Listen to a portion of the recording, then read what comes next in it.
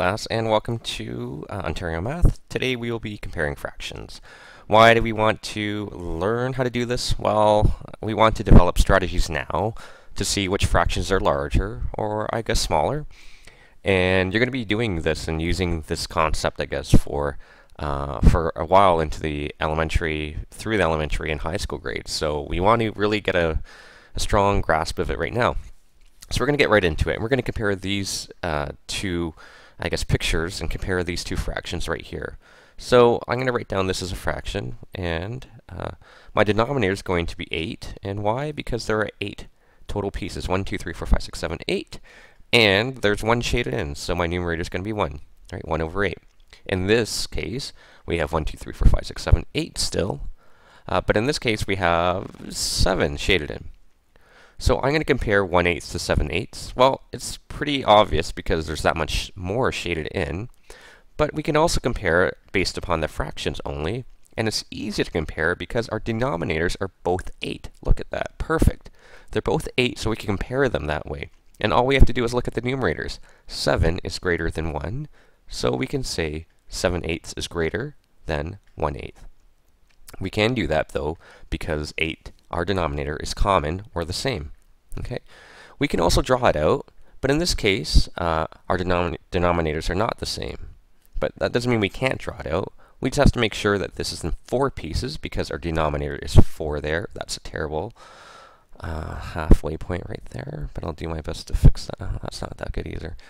And in this case, I'm going to split it up to 6 because our denominator is 6, right? So 3 sections on this side and 3 sections on that side.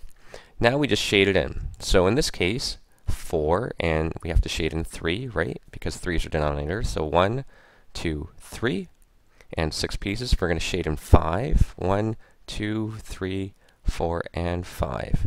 And even with a slightly poorly drawn picture here, we can tell that, look, 5/6 is greater than 3/4 because it goes further here, right? We shaded more in. So 5/6 is greater than 3/4. Okay, so we could also draw it out.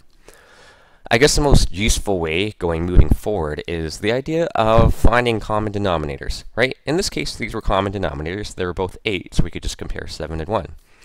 In this case, though, 3 is not the same as 5. They're not common, but we can make them common. Okay, and how? Well, let's just figure it out. So, I'm going to draw a box because I'm going to figure out what common denominator we can have for 2/3, thirds, and fifths. Okay, to do that, we're going to go through the multiples. So our denominator is 3. We're going to find multiples of 3. So 3, 6, 9, 12, 15, 18, so on. Multiples of 5, because 5 are denominator. So let's figure out multiples of 5. 10, 15, 20, and I'm going to stop there. I'm going to compare them. Let's see if we can find a common denominator, a common multiple. 3, 6, 9, 12, 15. Oh, wait, hold on. 5, 10, 15. 15 is common. Look, 15 appears in both. So our common denominator, we're going to use 15. Look, we just plop him right in right now. Okay, but the thing is we don't know our numerator yet, right? But we can figure it out. Take a look. Let's start at 2/3 again. 2/3. So we have to change the 3 into 15. And how do we do that? Well, we multiplied 3 times 1, 2, 3, 4, 5. So 3 times 5 equals 15.